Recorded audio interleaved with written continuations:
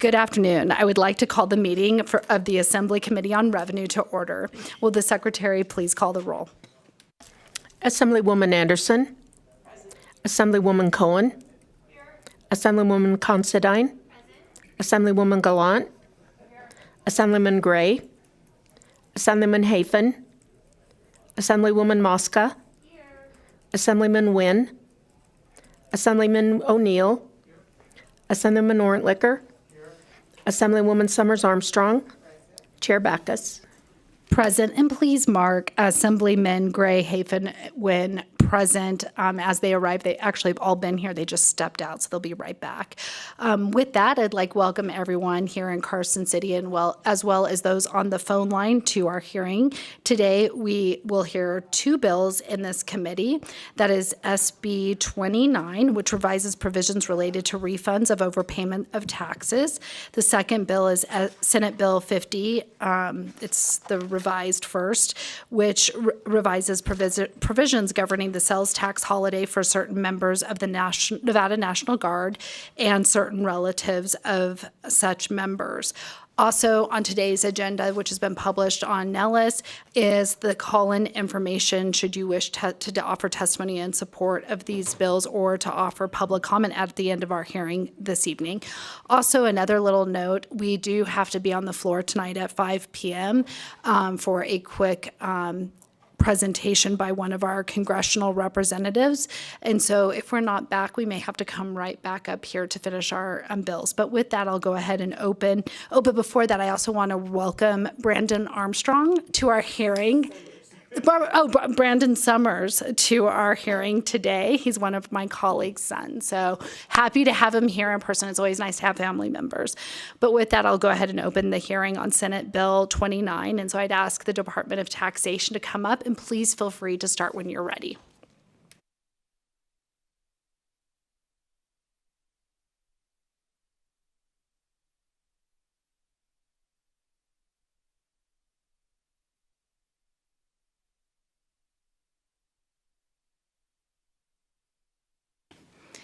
Good afternoon, Chair Backus and committee. My name is Shelley Hughes, Executive Director for the Department of Taxation, and I have with me today Chief Deputy Yvonne Navarez-Goodson and Deputy Director Jennifer Roebuck. We are here to present SB 29. The Department views SB 29 as a housekeeping measure. Currently, NRS 360.2935 requires the Department to pay interest to a taxpayer on any refund requested by the taxpayer on an overpayment of taxes. Certain tax types, such as sales tax and live entertainment tax, are taxes that have been collected by the taxpayer from their customer and then remitted to the department. To be clear, the taxpayer for sales tax purposes is often referred to as the retailer, and the taxpayer for live entertainment tax purposes is often referred to as the owner or operator of the facility where the live entertainment is provided. So with these tax types, we often refer to these circumstances as taxes that are collected from the customer and held in trust by the taxpayer. One can say that these types of taxes are pass-through taxes. For example, the sales tax and live entertainment tax is imposed on the taxpayer, but the taxpayer collects the tax from the customer and then remits the tax to the department. This tax money never belongs to the taxpayer. If a refund is due, for the overcollection, provisions in NRS and NAC Chapters 372 and 368A require the taxpayer refund the taxes that were overcollected to its customer prior to the department issuing a refund to the taxpayer. However, these statutes do not require that the taxpayer refund any interest to its customer. As a result, if the department refunds any interest associated with that overcollection to the taxpayer, this results in a windfall to the taxpayer, as the payment of overcollected taxes was not made with the taxpayer's funds. In summary, this revision is to prevent the state from improperly paying interest to the incorrect party. That concludes our presentation, and we are available to answer any questions. Thank you so much for your presentation. Committee members, do we have any questions for the Department of Tax? Okay, with that, we'll go ahead and take testimony in support of Senate Bill 29. Is there anyone here in Carson City who would like to testify in support of Senate Bill 29? With that, BPS, is there anyone on the phone lines who wishes to give testimony in support of Senate Bill 29? Chair, there are no callers in support at this time. Thank you so much. Does the Department of Tax want to offer any just kidding. We will next move to those in opposition of Senate Bill 29. Is there anyone here in Carson City who would like to testify in opposition of Senate Bill 29? Next, we'll go ahead. BPS, is there anyone on the phone line wishing to give testimony in opposition to Senate Bill 29?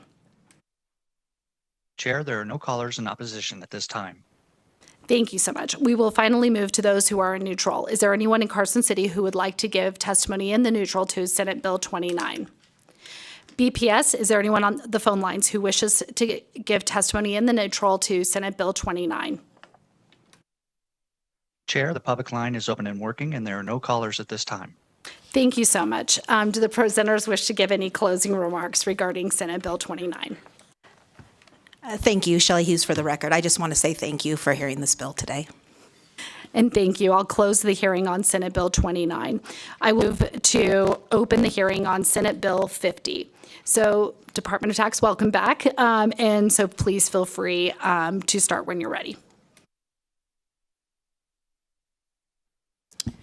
Madam Chair and committee members, again, Shelley Hughes, Executive Director for the Department of Taxation. And again, with me, I have Chief Deputy Yvonne Navarez-Goodson and Deputy Director Jennifer Roebuck. I will be providing the background and purpose of why SB 50 is necessary, and Chief Deputy Navarez-Goodson will walk you through the provisions of the bill. Nevada is a member of the Streamlined Sales and Use Tax Governing Board and has been a member since April 1st, 2008. The governing board is made up of representatives from each of the member states. Currently, there are 22 full member states and 1 associate member state. States must comply with the requirements contained in the Streamlined Sales and Use Tax Agreement to be a member state. The agreement applies to the state and local sales and use taxes collected by retailers, and NRS 360B contains provisions for implementation of the agreement in Nevada. The purpose of Streamlined Sales and Use Tax Agreement is to simplify and modernize the administration of sales and use tax laws of the member states in order to facilitate multi-state tax administration and reduce the burden of compliance. If a member state is found to be out of compliance with any provision in the agreement, the member state can be sanctioned and even risk not maintaining the status as a member state. Last session, Senate Bill 440 was signed by the governor and was codified as NRS 372.7281 and NRS 372.7282. The law created a sales tax holiday and provides an exemption from Nevada sales tax on sales of tangible personal property to certain Nevada National Guard members and their qualifying dependents living at the same physical address in Nevada. The period of the tax exemption is on the day Nevada Day is observed and the Saturday and Sunday immediately following. Members of the National Guard are required to apply for a letter of exemption with the department 30 days before the date in which Nevada Day is observed. If eligible, the department will issue a letter of exemption. The law requires that when the National Guard member or qualified dependent makes a retail purchase during the sales tax holiday, that the letter of exemption is provided to the seller. The seller is then authorized to sell to the member or qualified dependent without imposing sales tax on that sale. The seller is required to retain a copy of the letter of exemption for audit purposes. The sales tax holiday provisions contained in NRS 372.7281 and NRS 372.7282 expire on June 30th, 2031. After SB 440 became effective and the law was in place, it was determined that the bill violated the Streamlined Sales and Use Tax Agreement, specifically Section 322. The section provides 4 requirements that must be met if a member state allows for temporary exemption periods, commonly referred to as a sales tax holiday. SB 440 did not meet 2 of those requirements. To implement a sales tax holiday, Nevada could not apply an entity-based exemption to items and could not require the seller to obtain a letter of exemption from a purchaser for items to be exempted during the sales tax holiday. SB 440 did both. The sales tax holiday applied only to qualified members of the Nevada National Guard, and it required that the National Guard member provide a letter of exemption to the seller when it purchased items to be exempted during the sales tax holiday. Nevada was sanctioned for our violation of the agreement, and we have not been able to use our voting rights on the Streamlined Sales and Use Tax Governing Board until we come back into compliance. SB 50 is a result of discussions with members of the governing board in an attempt to bring us back into compliance with the agreement. SB 50 takes a different approach to the sales tax holiday. Instead of exempting purchases by qualified National Guard members during the sales tax holiday period, the seller would collect the tax on the purchase. The National Guard member would then remit any receipts from this period along with a copy of its letter of exemption to the department within 30 days of purchase. After confirming that the sales tax was paid, the department would refund the sales tax on any qualifying purchases made during the sales tax holiday to the National Guard member. Not only does SB 50 carry over the same intent as SB 440, which is to allow a period of time for National Guard members to purchase tangible personal property exempt from sales tax, it also brings us into compliance with the Streamlined Sales and Use Tax Agreement. I will now turn it over to Chief Deputy Navarez-Goodson to walk through the sections of SB 50. Thank you, Madam Chair. Yvonne Navarez-Goodson for the record. We thought something that might be helpful for the committee was to understand that SB 50 is really only addressing one of 5 separate exemptions that apply to the National Guard for sales tax. And so under existing law, the statute provides for 5 different exemptions. The first one is for active duty members who are serving outside of the United States. The second exemption is for certain relatives of those members. The third exemption is for the relatives of deceased members of the National Guard who were killed in the line of duty while in active service. And the fourth exemption is for what we're talking about here today, the sales tax holiday, which is for active members. And then the fifth is for relatives of those active members. For the first exemption, we thought it was prudent to identify that the statutory requirements for this exemption apply to those National Guard members and certain relatives who are engaged in full-time active duty outside of the United States for more than 30 days. Active duty is defined as the full-time duty in active military service, which includes full-time training duty, annual training duty, the attendance, and attendance while in the active military service at a service school. These do not include full-time National Guard duty members. It is the NRS section, not the federal law, that further limits this exemption to those who are serving outside of the United States. This particular exemption also applies to family members who reside in the same residence in the state of Nevada and who are related to that service member within the first degree of consanguinity or affinity. The process for this particular exemption is that the individual Guard member or the family member would provide the letter to the retailer. The retailer would retain the letter and present it to the department for a refund, and the department would issue that refund to the retailer. The third exemption that I referenced earlier applies to members who have been performing duties as a member of the National Guard during a period in which the member was called to active duty. This again applies to the,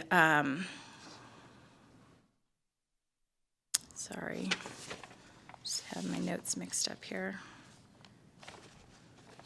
This applies to the family members of an active duty member who's deceased in the line of duty. This particular process, and this again is a separate exemption from those who are exempt under the bill, SB 50. This is for family members. They would file their application with the Department of Taxation for a letter of exemption. That exemption would expire 3 years after the date of the death of the member. They would provide that exemption letter to the retailer. The retailer, again, would retain that letter and present it to the department for a refund, and the department would go ahead and issue that refund. What we're referring to today for purposes of our sales tax holiday bill under SB 50, this particular statutory exemption applies to National Guard members and relatives who are on active status. This is distinct from those active members who are on active duty. That's a distinction delineated in the current law, referred to the federal provisions you'll see in the statute. So a member on active status is defined by federal law to be a member who is in a reserve component and is not in an inactive Army or Air National Guard status or retired reserve status. So this sales tax holiday applies only to those members in active service. It also applies to, again, the family members, those who reside in the same residence as the active National Guard member and those related within the first degree of consanguinity or affinity to that member. Under existing law, as Director Hughes mentioned, the active duty member would apply through their commanding officer to obtain a letter of exemption from the Department of Taxation. That exemption letter would last for those 3 days during the Nevada Day observed holiday. And the current provisions that violate Streamline currently are that the Guard member would provide the letter to the retailer would retain that letter and present it to the department, and the department would issue the refund to the retailer. So SB 50 is primarily focused on those last 3 provisions, which change the process in which the active member or family member would now actually pay the applicable sales tax to the retailer. The retailer would collect that sales tax, and then the active member or family member could then present the receipt from the retailer along with the letter of exemption that the department has issued within 30 days of purchase, and the department would then issue that refund directly to the member or family member. And with that, Madam Chair, we'd be happy to take any questions. Thank you so much for your presentation. We'll go ahead and start with Assemblywoman Mosca.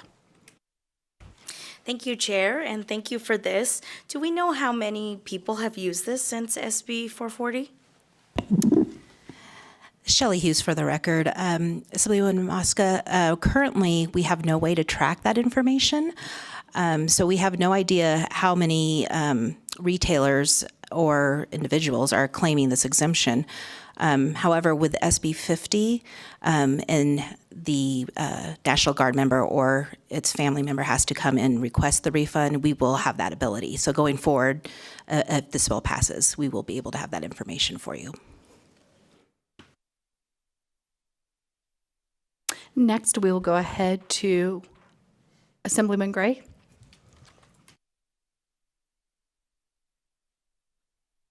Hi, thank you, guys. Thank you, Madam Chair. Now, a lot of legalese here and a lot of references to Title 10 U.S. Code. Couldn't this be made a whole lot simpler, just saying applied to any member of the Nevada National Guard in good standing? Because you've got FTNG, ADOS folks, you've got Title 32 folks. There are so many different, just looking at this, so many different ones that aren't captured in the legalese here that there's only, really you're only looking at either your guys called active duty under Title 10 or your guys that are, actually looking at this, it's really just the guys under Title 10 because everything is referencing Title 10 when your traditional M-Day soldiers or airmen are under a Title 32 status. This will also leave out your Title 32 active duty guys, your AGR guys. I'm just wondering if the legalese can be made a little bit clearer so, people know that they are eligible. Even, being called to active duty for annual training, it just kind of funny. If you're a member of the National Guard, you are a member of the National Guard. There's no ifs, ands, or buts. If you're, if you're a gray area retiree, you're no longer a member. If you've been separated, you're no longer a member. If you're an actual, age 60 or beyond, or depending upon when you became eligible for your retirement, retiree, which I kind of fall into that group, you're not a member of the National Guard anymore. So it's kind of, and the way I look at it is the same way you'd be eligible for the National Guard license plates. You're either in the Guard or you're not in the Guard. And so also looking at this, even when I was full-time, because I was an active duty guy, I wouldn't have been eligible under this. So just wondering if there's a better way to clean it up and make it much more succinct, yet applicable to all Guard members. Sorry, that was a long question, but it's, I think it's worth asking. Shelley Hughes for the record. So originally this exemption existed in statute, and this may be something that someone for your LCB legal to answer. But originally it was designated in that way by the Title X. Then when SB 440 came out, the intent was to provide this exemption for those in the reserve component. So moving forward, we were just trying to clean up that bill so that we can come into compliance with Streamline. So I'm not opposed to changing the language. I think that would have to be something that was run by LCB Legal. But the intent was originally just for this particular provision for reserved Guard members. Yeah, and you're going exactly where I was thinking. I mean, it's, like I said, you're either a member in good standing of the Guard or you're not. It's real simple. You don't have to worry about legal statuses at that point, whether it's Title 10 service, Title 32 service, Title 32 ADOS. There's so many nuances that get away from the nuances. You're either in the Guard or you're not. And, and actually you could actually add a caveat there. You're a member in good standing like you have to be to get the Guard plates. And that would set the wheels in motion. And that way, because Guard, especially with the Guard, people rotate between statuses. Like you'll see guys out there in uniform, 5 days a week, 40 plus hours a week, and Guard weekends. They're not active duty in any way, shape, or form. They're federal technicians, but yet they are still a National Guard member, at least two, or a reserve, part-timer 2 days a month. So I just think just changing it to a member in good standing of the National Guard would clear up so much of this that, it would keep the legal guys at bay and keep everybody else at bay. And it would also more importantly, know the National Guard members. You're a member in good standing, like with the college tuition waiver. You're a member in good standing of the Guard. You're eligible for it. So just my 2 cents. Thank you. Thank you. Thank you so much. Committee members, do we have any further questions for the Department of Tax? If not, I actually have a couple questions. With respect to, it looks like the prior process is kind of still the beginning of this with the added changing the way the tax is refunded to the purchaser. But my first question was on the letters of exemption. Do you guys by chance know how many letters of exemption that have been issued since the law passed? Shelley Hughes for the record. Yes, we do have that information. Maybe not since the law has passed, but in 2021, we issued 801 letters for the Air National Guard and 3,184 for the Army National Guard, for a total of 3,985. In 2022, the department issued 1,003 letters for the Air National Guard and 1,327 for the Army National Guard, for a total of 2,330. Thank you so much. And one thing, it's not obvious by the bill, but when someone does get the letter, they can duplicate that letter and give it to multiple retailers. They're not just limited to just one letter, one purchase. Shelley Hughes for the record. Yes, that is correct. They're entitled to the exemption for as many purchases as they make for that entire weekend. Perfect. And I think there are no more questions, so we'll. Assemblyman Gray has a follow-up. So how many were there in the most recent year? The total was, Shelley Hughes for the record. The total was 2,330. And then the year prior to that was? 3,985. That's pretty good usage right there. Because if I remember right, the Army Guards got like 3,000 folks last time I checked, and the Air Guards got 1,300 or 1,400. So that's pretty good. I don't. So now, just getting to my question, and it ties to that. Do you have to generate a separate letter for the family members, or does the member get the letter and then they are provided with they provide the family with a copy of the letter? Shelley Hughes for the record. I think I'll have to get back to you on that. I think there's separate letters issued, but I'm not positive, so I can get back to you with that. Okay, thank you. Thank you so much, Director Hughes and guests, for presenting Senate Bill 50. With that, we'll go ahead and open the hearing for testimony in support, and we do have a gentleman here in Carson City. So when you get a moment, feel free to come to the desk and you can push the mic and start when you're ready to give your testimony and support.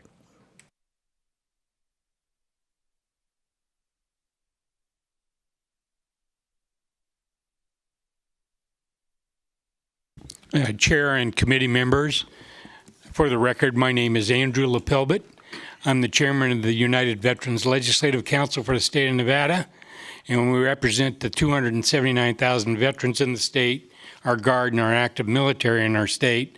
We're in support of SB 50. We understand why it came about with our partnership with the other states. However, we do agree that it should be looked at. Assemblyman Gray's comments we would support as well. It would be a simplification and far easier to manage for the Department of Taxation if that could take place. So we are in support of SB 50, and I know you're short on time, so I'll be short too. Thank you. Thank you for your service. Go ahead, sir. Thank you. Good afternoon, Chair Backus and Committee on Revenue. For the record, my name is George Ritz. Last time I spelled H-R-I-T-Z. I'm the Government Affairs Representative with the Nevada Taxpayers Association. We support this as well. As you heard, Nevada is one of 23 states identified as a member with streamlined sales and use tax, aka SUTA. I do believe Nevada is one of the original founding members. The bill's good policy because it brings Nevada back into substantial compliance with SUTA. Fiscally, it will answer some of the questions that were asked, and it will track the number of members that have utilized the sales and use tax holiday and the amount refunded. And I'd like to thank Director Hughes, her staff, with the Department of Taxation, Fred Nicely, and Patrick Reynolds with SUTA for their hard work on this bill. Thank you. And I'd also like to mention Assemblyman Gray's comments. That would definitely make this bill so much clearer and easier to apply to the National Guard members. Thank you.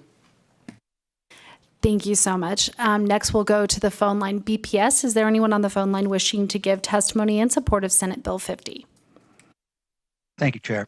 If you'd like to testify in support of Senate Bill 50, please press *9 now to take your place in the queue.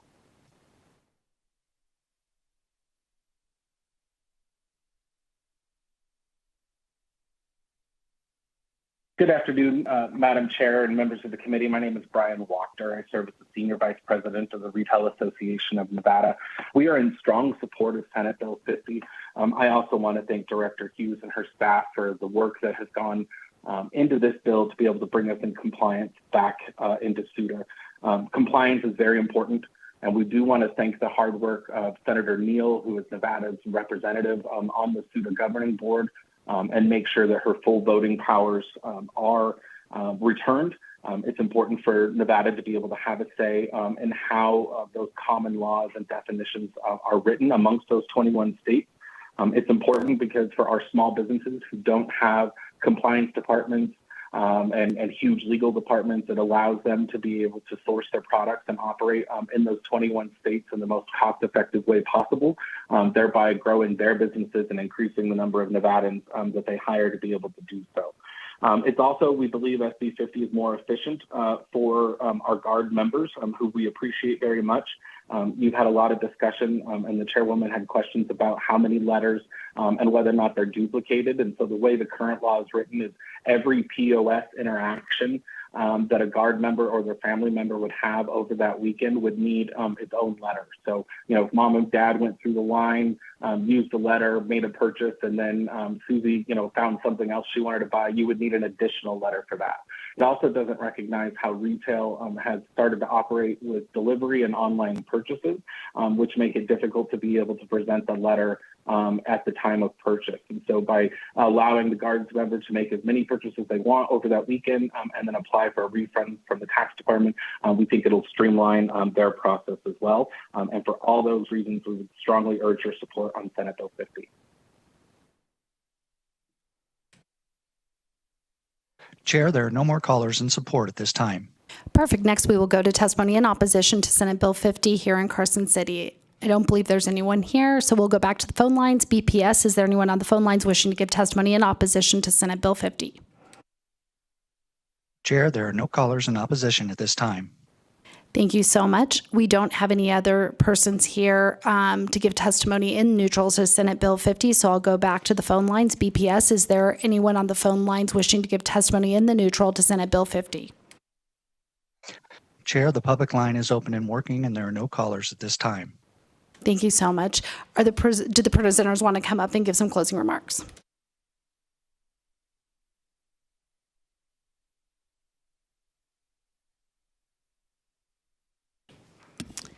Shelley Hughes for the record. I wanted to get back to Assemblyman Gray's question, whether additional letters are given to the qualifying members. Only one exemption letter is issued to the guard member, and in that letter, the qualifying members of the family are listed in that letter. So to conclude, I just want to emphasize how important this bill is to bring Nevada back into compliance with SUTA, or Streamlined Sales and Use Tax Agreement. And just want to thank you all for letting us present this bill to you today. We so appreciate it. This time we'll go ahead and close the hearing on Senate Bill 50. And I will go ahead and this brings us to the end of our agenda other than public comment. So I'd like to open the meeting for public comment. Is there anyone here in Carson City wishing to give public comment this evening? We'll go ahead. BPS, is there anyone on the phone line wishing to give public comment? Chair, the public line is open and working, and there are no callers at this time. Thank you so much. Do we have any comments from our members this evening? With that, I'd remind everyone that we have our next hearing on Thursday night at 4 p.m., and I'll go ahead and close our hearing.